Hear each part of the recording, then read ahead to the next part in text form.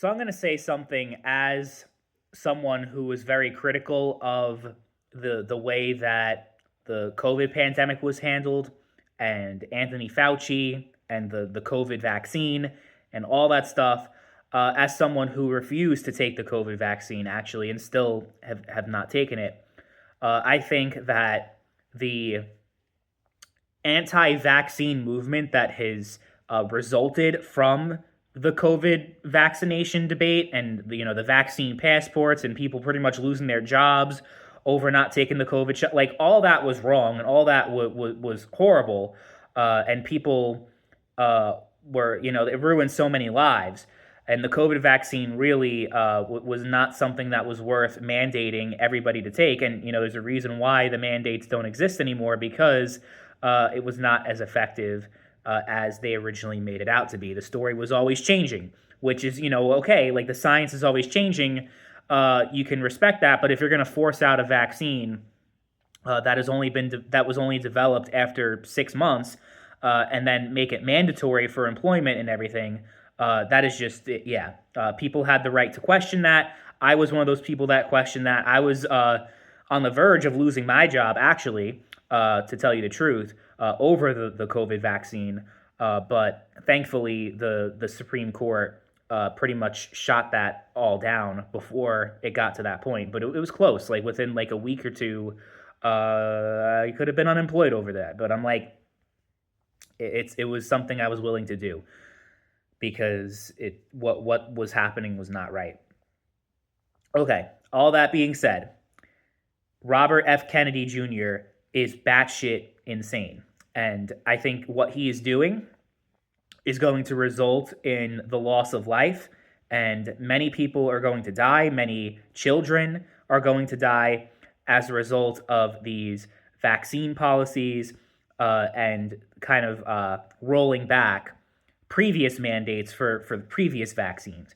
So, for example, we're no longer requiring MMR vaccines, and I believe hepatitis B, and a couple other ones, like basic vaccines that you're supposed to take, like shortly after birth, because when you're an infant, your immune system is at its absolute worst, because you're just starting to develop your organs and everything.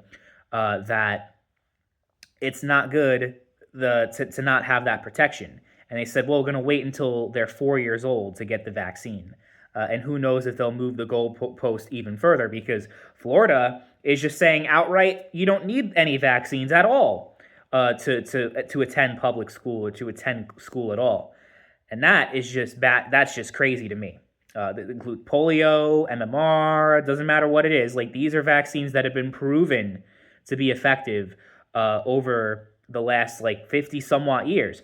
So that's why I'm like, okay, like even back then, during the height of this crazy shit that was going on during the pandemic, I still recognize, okay, the polio vaccine was developed over decades before it became a widespread mandate, and was proven to be effective, and was proven to save lives. And that's why you've never met anyone under the age of 70 that suffered from polio or had it. Same thing with measles. Suddenly we're getting measles outbreaks in recent years as these policies started to become more widespread, or just the anti-vaccine movement in general started to gain a lot more traction. It used to be just this batshit crazy thing that most people, including those on the right, would be like, this is a public good. This is something that we need to have, because it does in fact save lives. But we've gotten to the point now where it's become politicized, and that's what Trump did. To be fair, that's what happened with, you knew what you were going to get with the election of Donald Trump, and I knew that coming in, that RFK Jr. was going to be the Secretary of Health, because that was the deal that they made for RFK to drop out and to endorse Trump. So that was one major concern that I had with the election of Donald Trump. Unfortunately, we live in a political system where you have two choices, and two choices only. I mean, two viable choices, at least. If you vote third party, it doesn't really do anything for you. Not that I have anything against, like, I'm not like those crazies that, like, oh, if you vote for a third party, you're ruining democracy and you're taking votes away. I mean, I guess you are taking votes away, but it's like people have the right to vote for whoever they want. I'm not going to go on a whole rant against third party voters, but it's practically true. Like that, you kind of are throwing your vote away if you vote third party, which is your own prerogative. But for me, it's like, yeah, you have one choice or the other. And I decided to go with the choice that I felt would do the least amount of harm and damage to my own life and my own prosperity. So, yeah, I went with the lesser of two evils. I went with Donald J. Trump, and I voted for him for the third time. I voted for him in 2016, 2020, and 2024. And I'm not going to go as far as to say that I regret it and we need Harris. But this is definitely something that, if we're going to be honest, if Harris were the president, we would not have to worry about children dying from not getting vaccinated. So it's very scary. Anytime I see RFK Jr., I just yeah, I'm never almost never happy with anything that he has to say.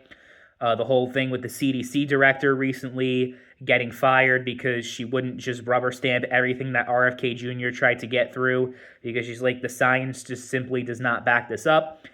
Just because there were a lot of mishaps and a lot of issues and just outright, frankly, atrocities that occurred during the COVID pandemic doesn't mean we need to throw all science out the window and just live in crazy town, because I feel like that's the way we've gotten from one extreme to the other in the last 5 years, and I'm just tired. I really am just tired of this shit, and I'm worried that a lot of people are going to die that don't need to. As a result of these, especially in Florida, I honestly am like afraid of going to Florida, like, or living in Florida. I pretty much decided that's never going to happen because it was getting kind of crazy. Now I'm definitely never going to live there. And I understand, like, if you have the vaccine, I'm not necessarily at risk of getting the disease because that's like what people say. If the vaccine works so well, then what do you have to be afraid of? Well, I'd be more afraid of, over time, the vaccine losing its efficacy depending on what percentage of the population does not have it. That's one thing, because herd immunity is a real thing. Even though it didn't necessarily pan out with COVID, it absolutely did with these other diseases when, the vast majority of the population is vaccinated. But also, for the people who are unvaccinated, it's going to cause a lot of problems. So I don't know what's going to happen here. It's a huge concern, though, and we'll just, I guess we'll see how it goes, but something I'm definitely not very happy about.